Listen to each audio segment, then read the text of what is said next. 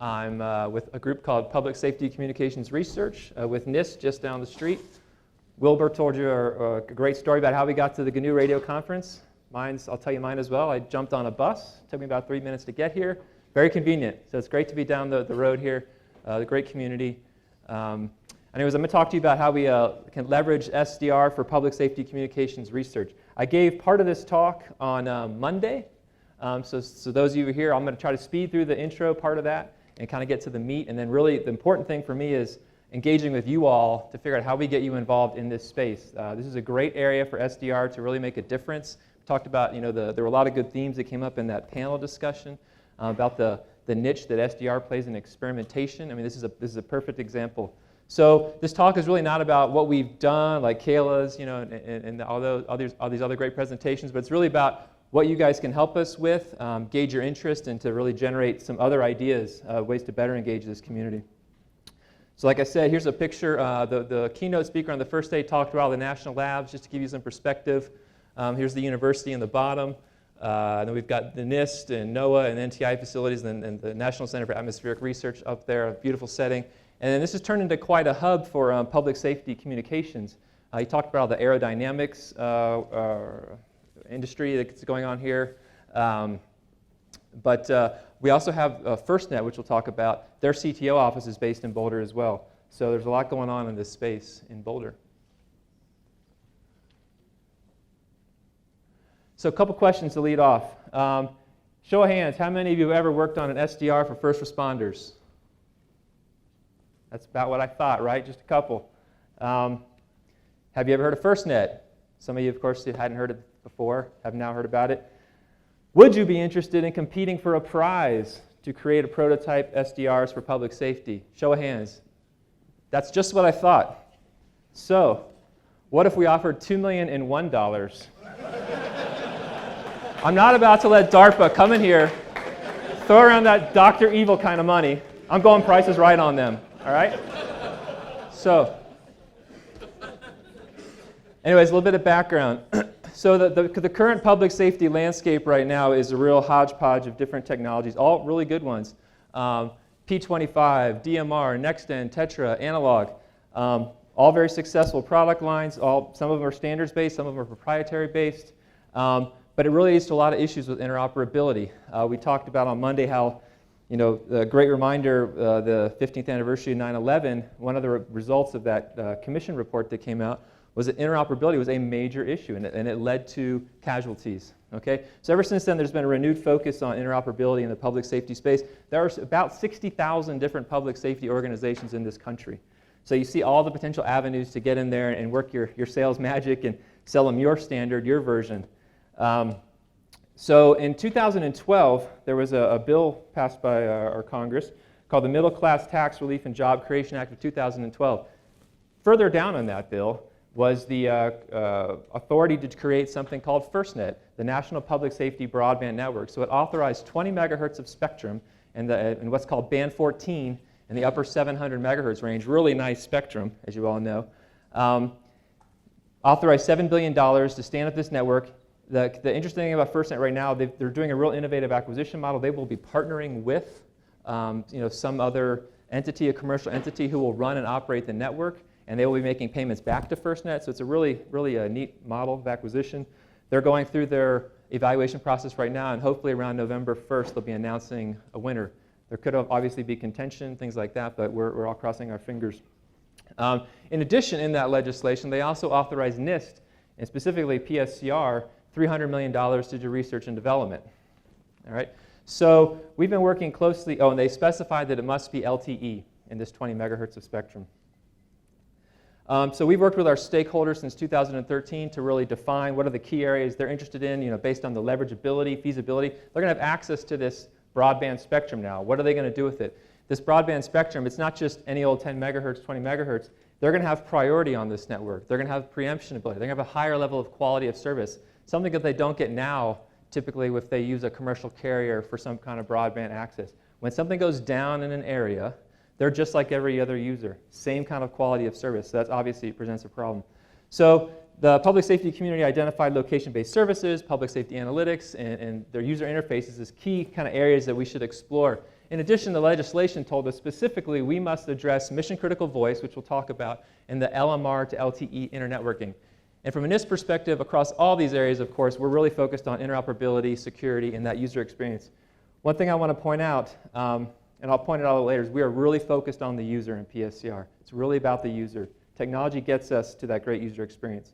So what is mission-critical voice, okay? We brought a bunch of folks from public safety together to talk about this. It's a term that's used in land mobile radio, but a definition can be somewhat elusive sometimes. So we kind of categorize it into these 6 main areas. Push to talk. You guys all have an intuitive feeling for what push to talk is. Instantly, selectively, sequentially transmit messages to a group or one-to-one. Talker identification, they want to know who they are talking to and who's being talked or who's talking to them. Emergency alerting, they all have a button on their radios now where when something goes bad, something goes down, they can indicate there's a life-threatening situation. Beacon goes out, they get priority on their network, and everyone can respond appropriately. Audio quality and intelligibility, very important to first responders. These guys do not typically operate in the most pristine environments.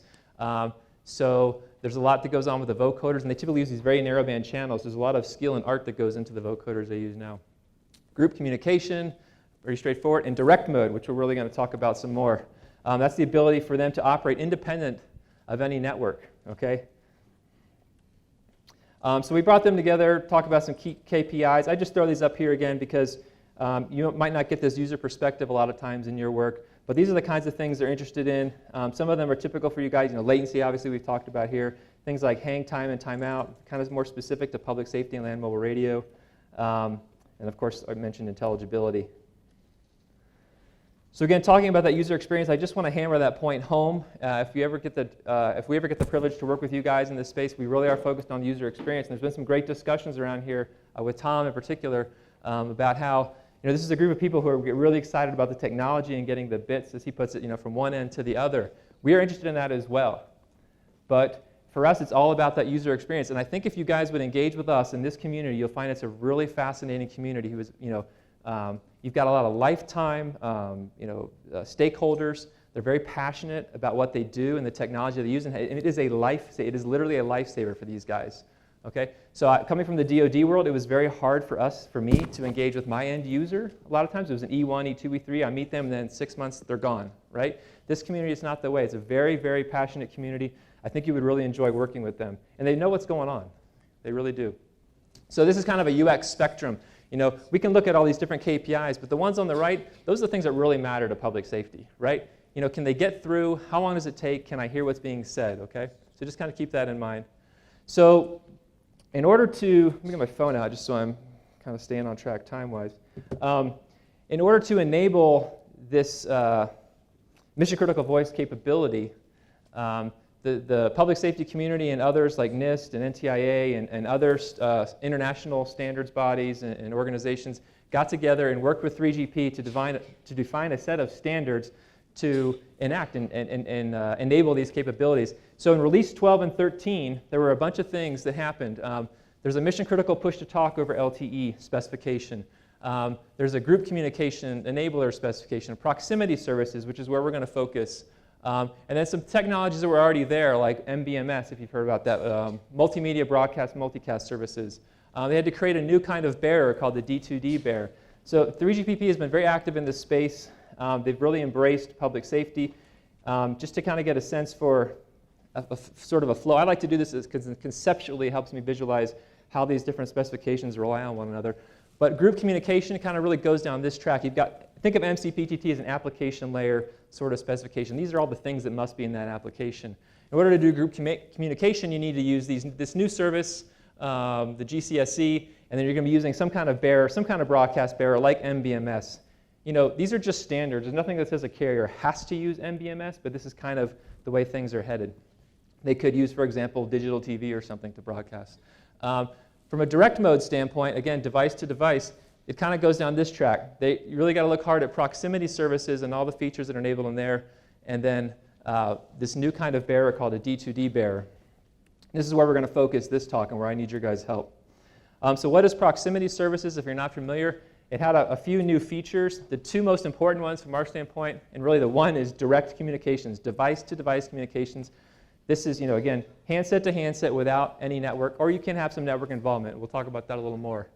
Another really interesting one is direct discovery. And this is about when you're in proximity of another device, and again, proximity is a relative term here. It's not a precise location, and it could vary by the type of application or operation you're in. Gives you the ability to discover another device, and it doesn't have to be just a person. Of course, it could be a thing, a machine, right? Not a critical part of mission-critical voice. However, it could be really very interesting for public safety. So just to point out, this is one of these great architecture diagrams. They all look different in every single spec in 3GPP. This is this interface here, if you're familiar with the way LTE works, but PC5, a new interface device to device that should be able to operate without any other links. So, all right, from a radio perspective, so the band 14 is in, the downlink is actually on 758 to 768, and the uplink is on 788 to 798. That's reversed than what you normally see, right, in most of the cellular spectrum. It's kind of like negative frequency pairing. All of this, there's a new term called sidelink. You've got your downlink, you've got your uplink. Sidelink refers to this device-to-device channel, okay? And that is going to occur on the uplink band, all right? So again, using band 14 as an example, that'll be at 788 megahertz. A couple interesting things about it. It is half duplex, right? So you can't transmit and receive at the same time. The transmitter is really unaware of the receivers, or it can be. Power maximum, we're talking about 23 dBm right now. There is a spec in release 12 for the high power UE user equipment that goes up to 1.2 watts. Compare this to LMR, you're typically talking like 2 to 5 watts, right? So that's a big concern for everybody. But then, from a hardware standpoint, you now need to add another receiver to the UE, an SCFDMA receiver for that uplink channel. In terms of like generic data paths, again, what we're talking about, your normal default data path, right? UE goes all the way, you could be right next to each other, but you're going all the way back to that network core and all the way back out to the device, right? There's a couple other concepts here. Locally routed, that might be where you're just UE to UE, but you're just hitting the E node B, the base station, not going all the way back to the core. Could be really important for all the edge processing you guys are hearing a lot about these days. That seems to be with the way things are going. And then direct mode, or the ProSay path, device to device. So deployment scenarios. So they kind of categorize these different modes. Out of coverage, again, no cellular infrastructure, device to device. Partial coverage, you've got one in, one out. In coverage, in a single cell, very obvious. In coverage, multi-cell. And then two of the more interesting ones, you've got a UE to network relay, where a UE that is out of network coverage can get to the network through another mobile device. And then the same thing for UE to UE relay. Two devices can speak totally out of coverage, but through another device. So just to get a sense for a comparison to other sort of device-to-device type communications, D2D is kind of there on the bottom middle. We're talking about probably a kilometer distance. I haven't pulled all the link budgets myself, but that's roughly where they land.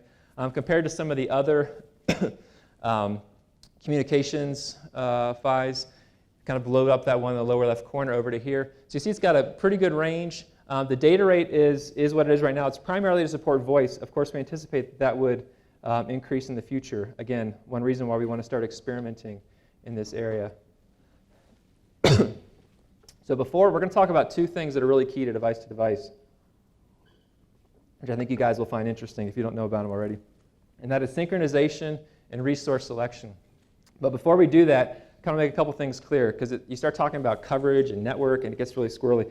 When I'm talking about coverage, you're either in or out, okay, for a particular carrier or network. Now keep in mind, you could be in coverage for one carrier and out of coverage for another, and if you're doing some roaming, it could get a little tricky there. Network control, you're either on the network or you're off the network, all right?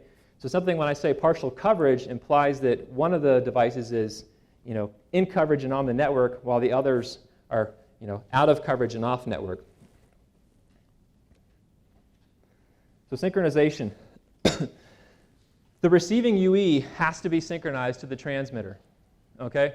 And there's two sources for it to be synchronized. One is the E node B, all right, if it's in coverage. And the other one is actually through another UE that could be transmitting a synchronization signal. Now, each UE has to decide whether it's going to be a source or kind of a play on words or a sync here. whether it's going to actually transmit a synchronization source. And I talked about discovery. You'll see some talk in the specs that you have to discover another device before you can synchronize. That's really not the case at all. So you've got your, like in the green here, we've kind of got like your typical primary synchronization signal and secondary synchronization signal. There's been some good talks about that. And then your side link synchronization signal between the two UEs. All right, so how do you determine this, whether you're a source or a sync? Let's go through a model. So we've got an E node B here, a base station, and we've got this line here called sync TX threshold. We'll kind of run through this hierarchy, all right? So this guy shows up. He's in a group, a side link group. Let's call it 222. His sync control, it's a parameter in the UE. It's set to true. He's broadcasting a synchronization signal no matter where he is, no matter what. Okay? These other UEs over here, they're in coverage. Their sync controls is not set to true. So they're on network, and their reference signal receive power, which is a KPI and LTE, is greater than this sync threshold. Okay? So they're going to take their synchronization from the E node B. This guy right here is still in coverage, but he's receiving that, the RSRP is below that threshold. Okay? So he's going to rebroadcast. He can still synchronize off of this, the E node B, but he's going to rebroadcast that synchronization signal. Okay? So he's really connected to those other UEs in terms of a synchronization domain. All right? Now these other guys show up. All right, the ones down here in the bottom left, well, they're within this new sync threshold from this guy right here, so they'll synchronize to him. This guy is outside that threshold. He's still synchronized to these guys because he can hear it, but he's going to go ahead and rebroadcast. So this is the way they extend the synchronization. I think it's pretty clever. This guy shows up. He's got nothing. He's got no source, so he's going to go ahead and just broadcast. He's just using his internal clock. Could be GPS, whatever. This guy, his buddy shows up next to him. Of course, he's going to partner with him, and he's in a kind of a different synchronization domain.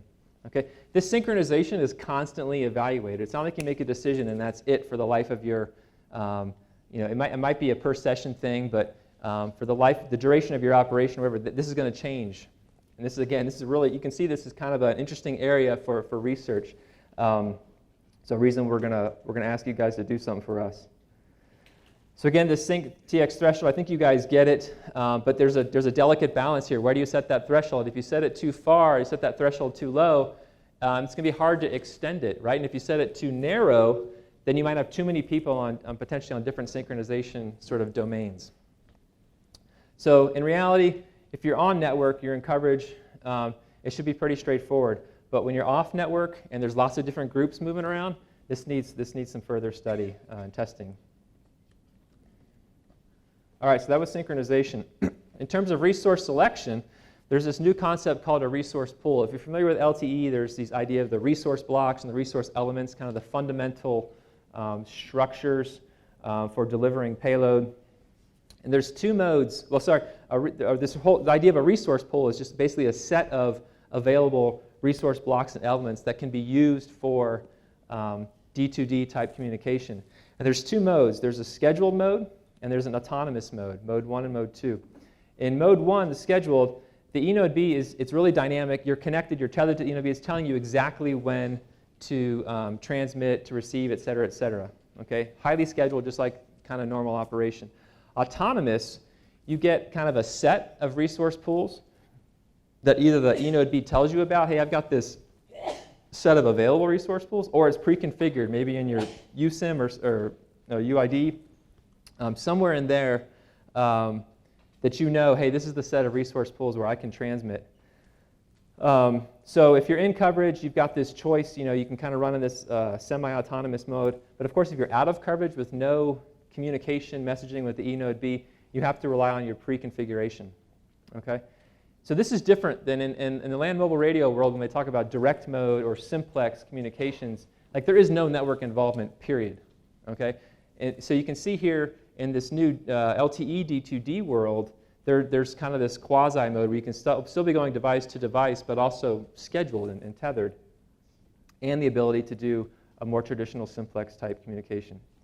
So just to kind of give you a feel for this, if you think of these as like resource pools here, these green hash boxes, in your control channel, you'll broadcast this. Hey, I've got something to transmit. It's going to select at random some resource in this resource pool to send a message that, hey, I'm going to do something. The listening UE, and so it says I'm going to transmit and that resource, that's the one I'm going to use. So then it'll be repeated as time marches on. And then the listening UE is just basically has gotten that control message and it knows now when to schedule and turn off its transmitter and be listening for that payload. So let's look at the different modes here and kind of how those might work. So if you're on network and in coverage, you're going to use that mode 1, right? You're getting broadcast system information. You're getting downlink control information. Very simple. You can tell these guys when you're going to transmit, and they'll be ready to listen. This kind of model might be used, especially in like a carrier sense, if they want to. There's talk about carrier offloading, right? They do want to bill you for everything that goes through their network, but with all the increasing bandwidth, this might be a way to offload some of the unnecessary communications going through the network. If you are out of coverage and off network, again, pretty simple, pretty straightforward. You have no choice. You are in mode 2. Okay? So this is that pre-configured sort of mode. If you're in coverage but off network, again, first responders do this sometimes. They might be in coverage or partial coverage of their LMR network, but because of operational reasons, they'll go into the simplex mode. They don't want to rely on spotty coverage, or they want to simplify things. They don't want their guys listening to other groups, and they don't want other groups listening to them. So they pick a special channel, and they go into direct mode. So this is feasible. They could do this. In this case, they would use mode 2, where there's this sort of semi-control sort of feature. They're getting broadcast information, but they're still going to pick from a resource pool. The key for something like this is now you've got this set of resource pools that the UE is telling you about, but there's other guys down here, they may not have that same information. So there's got to be a match between the pre-configuration in the devices and what the eNode B is telling them to do, when to transmit. And then partial coverage, it's kind of a hybrid. We're not really sure exactly how this is going to work. We know everybody's going to have to be pre-configured, but it's sort of a quasi mode 1, mode 2 sort of operation. Again, the important thing is that both devices know exactly that they match in their configuration. You don't have the eNode B telling this guy on the left what to do, and it doesn't match what these other UEs that are not in coverage are going to do. So bottom line, this is our group down in Gaithersburg, and this who's done a lot of modeling and simulation on this work. This coordination, the potential for collisions, the half duplex, you can't transmit and receive in the same subframe, so you might miss a packet coming in that's for you that's going to say, hey, I'm going to broadcast later on. Lots of sort of dimensioning and configuration issues that have to be worked out here. So proximity services. Before proximity services existed, 3GPP didn't really want anything to do with this stuff, right? It's all walkie-talkie business. We're in the telephony business, right? But public safety came in real strong and said, hey, we've got this need. Again, a bunch of other countries came in, especially South Korea and UK. And it really kind of changed the way 3GPP thought about this whole device ecosystem. So after a couple of releases, they identified a bunch of new ways to make money on this technology, right? So for a while there, proximity services was kind of the shining example of how 3GPP was moving into this space. Unfortunately, these new ways of making money are really not public safety centered anymore, right? IoT, vehicle to anything, 5G, that is sucking all the air out of all the various investments in projects going on in this space right now.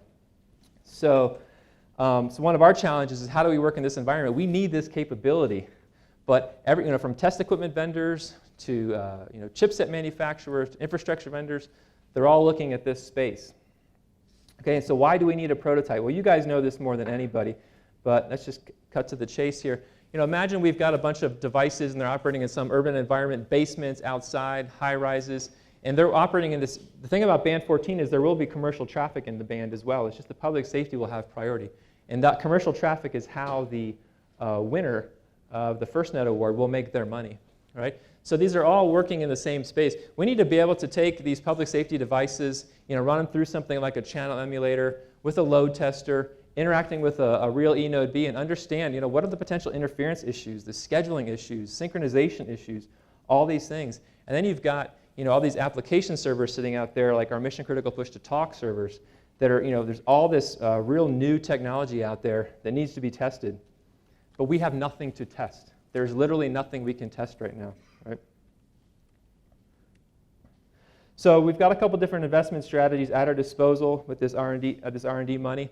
And these include some real new models that you're seeing in the government, and like Paul was up here talking about, incentive prizes, right? Great for discovering innovative technology, and especially when the field is kind of large and unknown, right? And so that's one model that we're going to utilize. Another one is just the traditional grants and cooperative agreements. I think you'll see from us in the future some things like rapid technology, contracts, et cetera. But let's talk about the incentive prize a little bit. Our goal is to accelerate this technology. Like I said, there's nobody making this product right now, and it's not on any roadmaps that we know of, okay? So how do we accelerate this typical D2D, this typical LTE commercial cellular type timeline and roadmap? So the prize competition is a great way to do it. So this winter or spring, we're going to be launching a competition to build a ProSay prototype, okay, for device-to-device testing and evaluation that we can do. We're also going to have another competition in location-based services, and I mentioned that because you're a bunch of smart people in this room.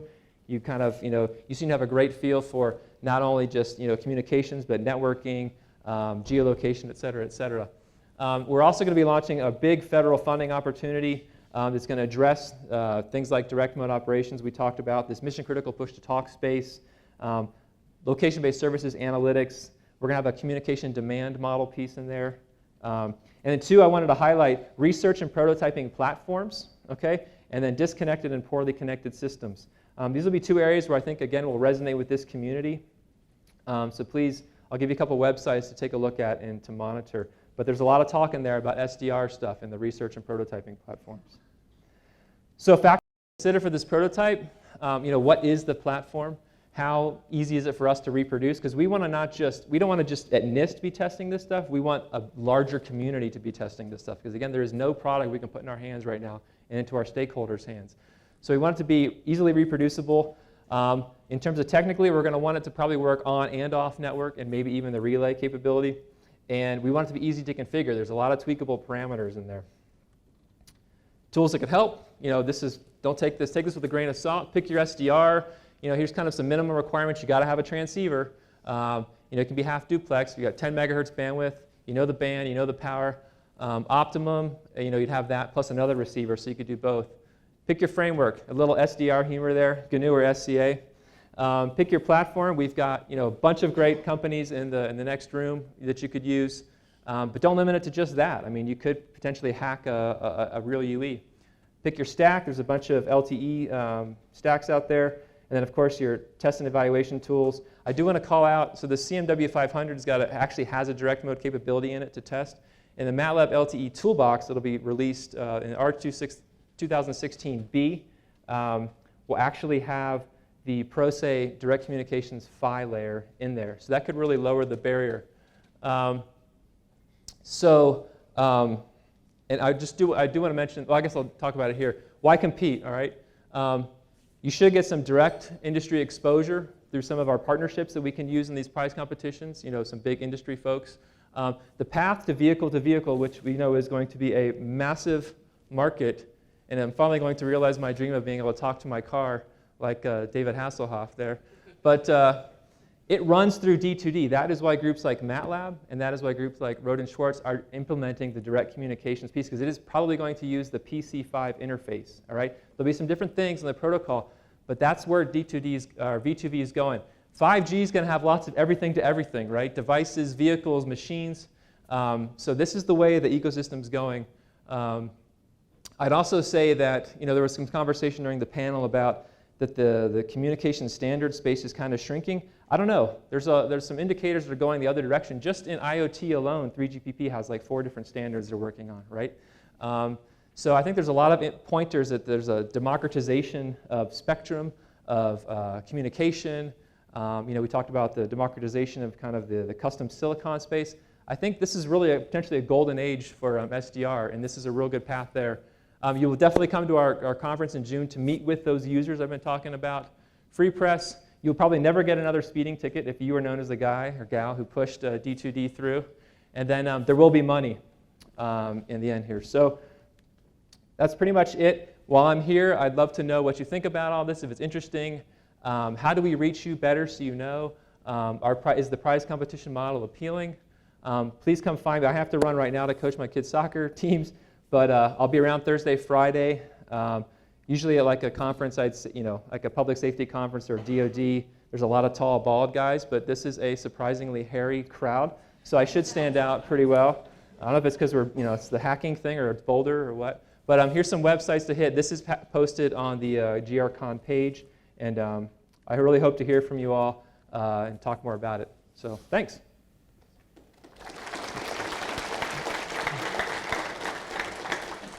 All right, I'm afraid we don't have time for questions, but yes, find Jeb tomorrow or Friday.